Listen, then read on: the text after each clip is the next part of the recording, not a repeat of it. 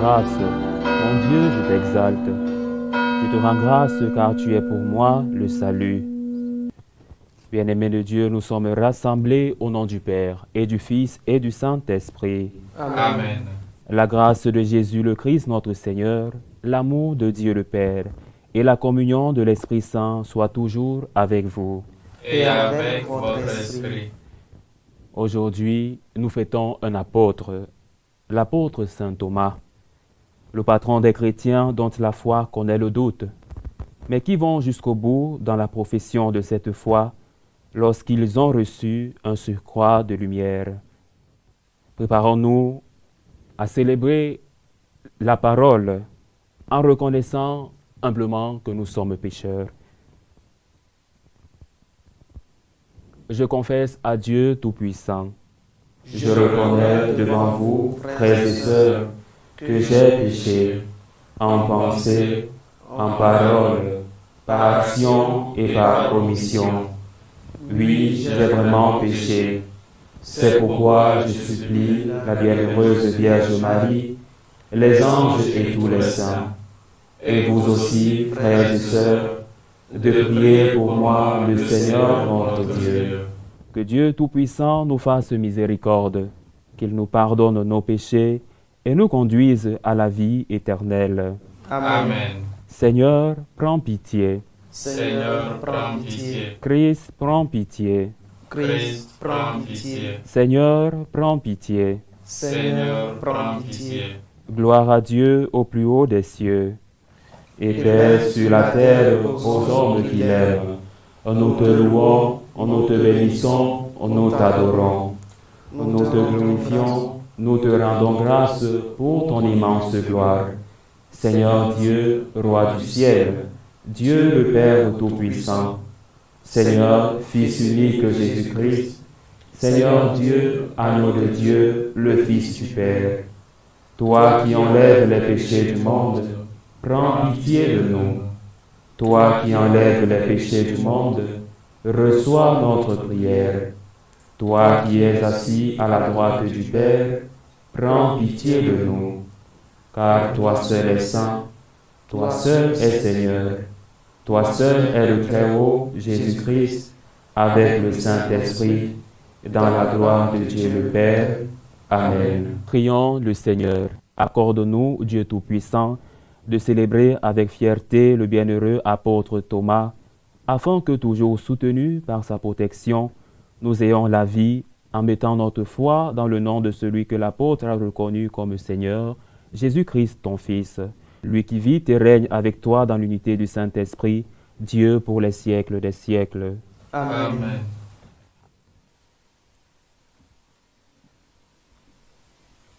Lecture de la lettre de Saint Paul apôtre aux Éphésiens. Frères, vous n'êtes plus des étrangers ni des gens de passage. Vous êtes concitoyens des saints. Vous êtes membres de la famille de Dieu, car vous avez été intégrés dans la construction qui a pour fondation les apôtres et les prophètes. Et la pierre angulaire, c'est le Christ Jésus lui-même. En lui, toute la construction s'élève harmonieusement pour devenir un temple saint dans le Seigneur. En lui, vous êtes vous aussi des éléments d'une même construction pour devenir une demeure de Dieu par l'Esprit Saint. Parole du Seigneur. Nous rendons grâce à Dieu.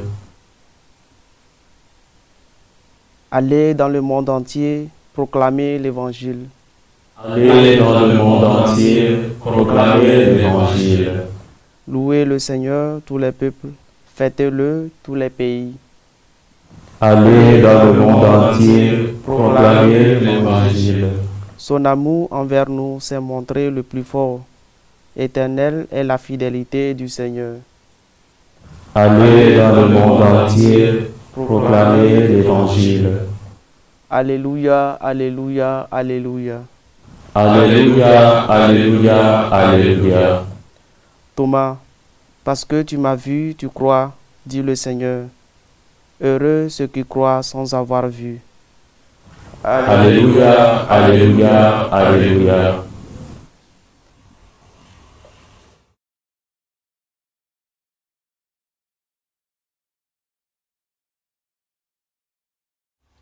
Le Seigneur soit avec vous. Et avec votre esprit. Évangile de Jésus-Christ selon Saint Jean. Gloire à toi, Seigneur.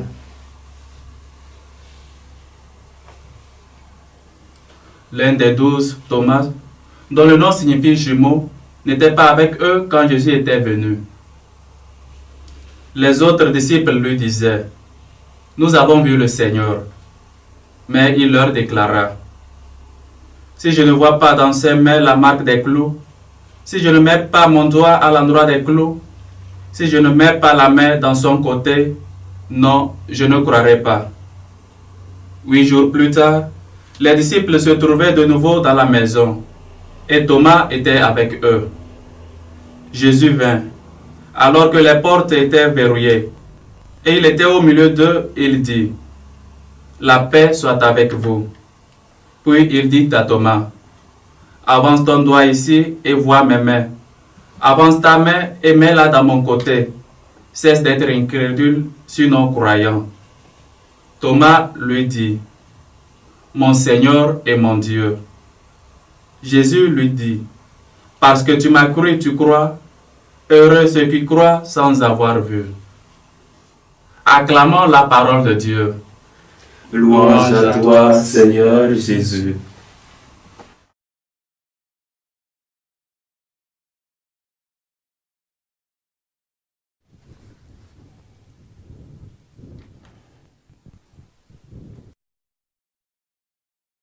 Bien-aimé de Dieu, loué soit Jésus-Christ. À jamais. Jamais. Comme je le disais à l'entame de cette célébration de la parole, aujourd'hui, l'Église nous donne de fêter un apôtre, un des 12, une figure particulière du collège des apôtres. Il s'agit justement de l'apôtre saint Thomas. Son nom dérive d'une racine juive, Taham, qui signifie apparier, jumeau. En effet, l'évangile de Jean l'appelle plusieurs fois par le surnom de Didyme, qui en grec signifie précisément jumeau. Le 4e évangile en particulier nous offre plusieurs informations qui décrivent certains traits significatifs de la personnalité de l'apôtre. La première concerne l'exhortation qu'il fit aux apôtres lorsque Jésus, à un moment critique de sa vie, décida de se rendre à Béthanie pour ressusciter son ami Lazare. S'approchant ainsi dangereusement de Jérusalem. À cette occasion, Thomas dit à ses condisciples, « Allons-y nous aussi pour mourir avec lui. » Sa détermination à suivre le Maître est véritablement exemplaire et nous offre un précieux enseignement. Elle révèle la totale disponibilité à suivre Jésus, jusqu'à identifier son propre destin avec le sien et à vouloir partager avec lui l'épreuve suprême de la mort. En effet, le plus important est de ne jamais se détacher de Jésus. D'ailleurs, lorsque les évangiles utilisent le verbe « suivre », c'est pour signifier que là où il se dirige, son disciple doit également y être avec lui. De cette manière, la vie chrétienne est définie comme une vie avec Jésus-Christ, une vie à passer avec lui. Seigneur, à qui irions-nous? Tu as les paroles de la vie éternelle. Saint Paul écrit quelque chose de semblable lorsqu'il rassure les chrétiens de Corinthe de la façon suivante. Vous êtes dans nos cœurs à la vie et à la mort. Ce qui a lieu entre l'apôtre et ses chrétiens doit bien sûr valoir tout d'abord pour la relation entre les chrétiens et Jésus lui-même. Mourir ensemble, vivre ensemble, être dans son cœur comme il est dans le nôtre. Une deuxième intervention de Thomas apparaît lors de la dernière scène. À cette occasion, Jésus, prédisant son départ imminent, annonce qu'il va préparer une place à ses disciples pour qu'ils aillent eux aussi là où ils se trouvent. Et il leur précise Pour aller où je m'en vais, vous savez le chemin. C'est alors que Thomas intervient en disant, « Seigneur, nous ne savons même pas où tu vas. Comment pourrions-nous savoir le chemin ?» En réalité, avec cette phrase, il révèle un niveau de compréhension plutôt bas. Mais ces paroles fournissent à Jésus l'occasion de prononcer la célèbre définition. « Moi, je suis le chemin, la vérité et la vie. » C'est donc tout d'abord à Thomas que cette révélation est faite, mais elle vaut pour nous tous et pour tous les temps. Chaque fois que nous attendons ou que nous lisons ces mots, nous pouvons nous placer en pensée aux côtés de Thomas et imaginer que le Seigneur nous parle à nous aussi, comme il lui parla. Dans le même temps, sa question nous confère à nous aussi le droit, pour ainsi dire, de demander des explications à Jésus. Souvent, nous ne le comprenons pas. Ayons le courage de dire à Jésus, « Je ne te comprends pas.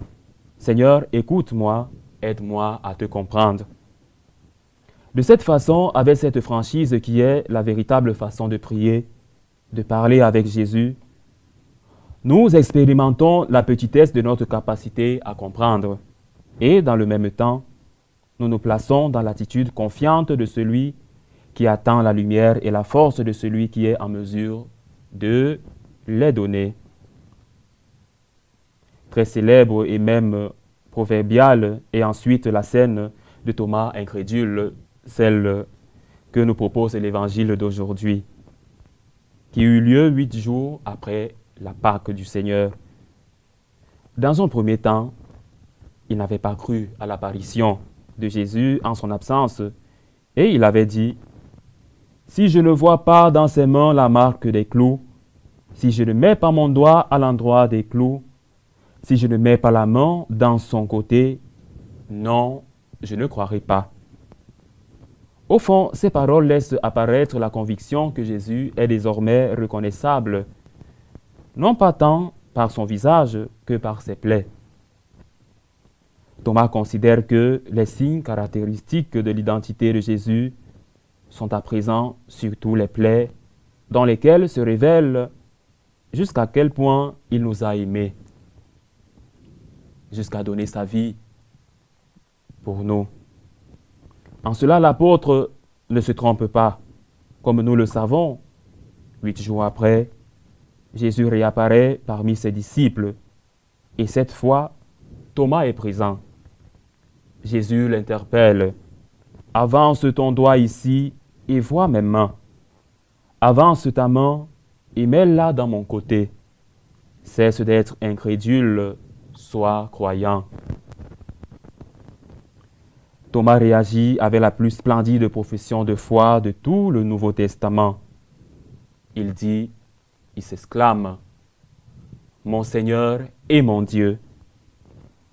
À ce propos, le pape Benoît XVI de regretter mémoire, commentant la figure de Thomas et reprenant les paroles de saint Augustin, dit à ce sujet, « Thomas voyait et touchait l'homme, mais il confessait sa foi en Dieu, qui ne voyait ni ne touchait. Mais ce qu'il voyait et touchait le poussait à croire en ce que, jusqu'alors, il avait douté. » L'évangéliste Saint Jean poursuit par une dernière parole de Jésus à Thomas. « Parce que tu m'as vu, tu crois. Heureux ceux qui croient sans avoir vu. » Cette phrase peut également être mise au présent et nous interpelle aujourd'hui, nous qui méditons ce passage de l'Évangile, nous chrétiens catholiques, et nous ouvre aux béatitudes. Heureux ceux qui croient sans avoir vu. Quoi qu'il en soit, Jésus annonce un principe fondamental pour les chrétiens qui viendront après Thomas. Et donc, nous tous aujourd'hui. Il est intéressant d'observer qu'un autre Thomas, le grand théologien médiéval, saint Thomas d'Aquin, commentant aussi cette incrédulité de saint Thomas, dit à juste titre, « Celui qui croit sans voir mérite bien davantage que ceux qui croient en voyant. » En effet, la lettre aux Hébreux rappelant toute la série des anciens patriarches bibliques qui crurent en Dieu sans voir l'accomplissement de ses promesses définit la foi comme le moyen de posséder déjà ce qu'on espère et de connaître les réalités qu'on ne voit pas. Le cas de l'apôtre Thomas est important pour nous, au moins pour 3 raisons. La première, parce qu'il nous réconforte dans nos incertitudes. La deuxième, parce qu'il nous démontre que chaque doute peut déboucher à une issue lumineuse, au-delà de toute incertitude. Et enfin, parce que les paroles qu'il adresse à Jésus nous rappellent le sens véritable de la foi mûre et nous encouragent à poursuivre, malgré les difficultés, sur notre chemin d'adhésion à sa personne.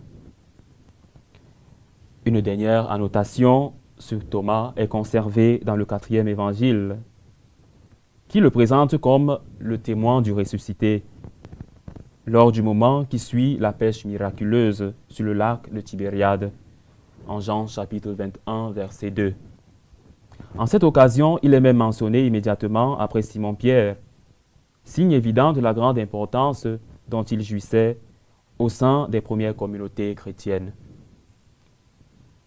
Rappelons enfin que, selon une antique tradition, Thomas évangélisa tout d'abord la Syrie, la Perse, et se rendit ensuite jusqu'en Inde occidentale, d'où il atteignit également l'Inde méridionale. Terminons cette réflexion dans cette perspective missionnaire pour nous aujourd'hui, en formant le vœu que l'exemple de Thomas corrobore toujours davantage notre foi en Jésus-Christ, notre Seigneur et notre Dieu. Oui, je crois. Que l'exemple de l'apôtre Thomas rende toujours plus forte notre foi en Jésus et qui nous incite à être ardents missionnaires de l'Évangile parmi nos frères. Loué soit Jésus-Christ. À jamais. Frères et sœurs bien-aimés, élevons à présent nos supplications à Dieu. Prions premièrement pour ceux et celles qui ne connaissent pas encore Jésus-Christ, pour ceux qui doutent, que des témoins authentiques les ouvrent à sa lumière. Prions le Seigneur. Seigneur, écoute et prends pitié. Prions pour les missionnaires de l'Évangile. Que leur exemple témoigne des bienfaits inestimables du salut. Prions le Seigneur. Seigneur, écoute et prends pitié. Prions pour les malades et les personnes exclues du monde du travail. Que chacun et chacune ait la conviction d'accomplir par sa prière une action importante pour la vie du monde. Prions le Seigneur. Seigneur, écoute et prends pitié. Prions pour les personnes en position d'autorité, qu'elles accomplissent leur service à la manière du Christ, en ayant à cœur de servir les plus démunis de la société. Prions le Seigneur. Seigneur, écoute et prends pitié. Dieu qui sauve tous les hommes et toutes les femmes, et ne veut en perdre aucun, écoute la prière de ton peuple et donne-lui la joie d'être exaucé. Nous te le demandons par Jésus le Christ notre Seigneur. Amen.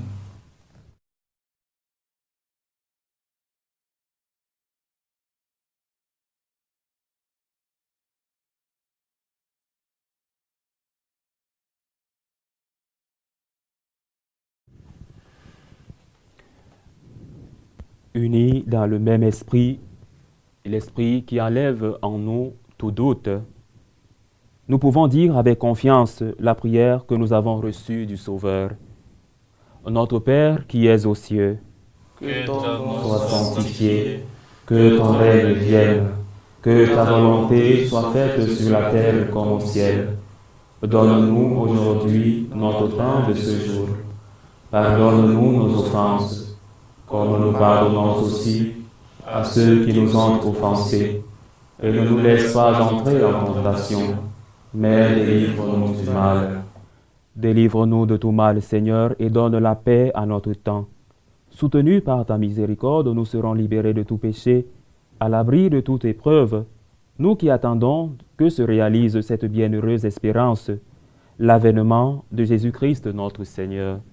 Car c'est à toi qu'appartiennent Le règne, la puissance et la gloire pour les siècles des siècles. Seigneur Jésus-Christ, tu as dit à tes apôtres, je vous laisse la paix, je vous donne ma paix.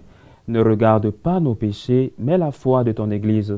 Pour que ta volonté s'accomplisse, donne-lui toujours cette paix. Toi qui vis et règnes pour les siècles des siècles. Amen. Que la paix du Seigneur soit toujours avec vous. Et avec votre esprit. Frères et sœurs, dans la charité du Christ, donnez-vous la paix. Agneau de Dieu, qui enlève les péchés du monde, prends pitié de nous. Agneau de Dieu, qui enlève les péchés du monde, prends pitié de nous. Agneau de Dieu, qui enlève les péchés du monde, donne-nous la paix.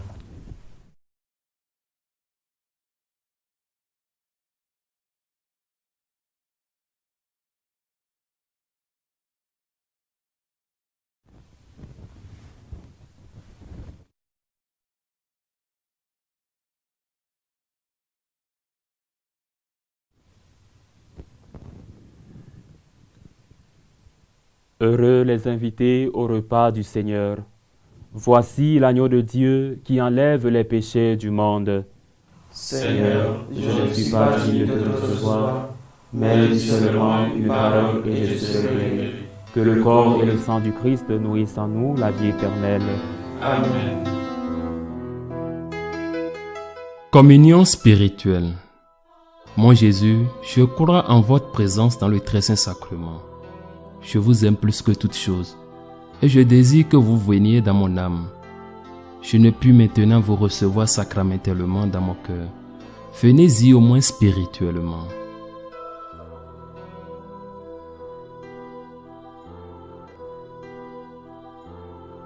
Je vous embrasse comme si vous étiez déjà venu, et je m'unis à vous tout entier. Ne permettez pas que j'aie jamais le malheur de me séparer de vous. Amen.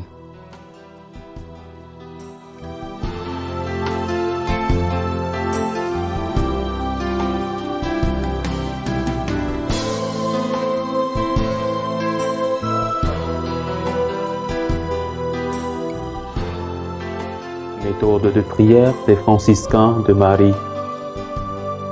Jésus, je te fais confiance. Je t'aime. Je t'adore. Je te remercie. Je te demande pardon. Je te demande des grâces. Je m'offre à toi comme Marie. Amen.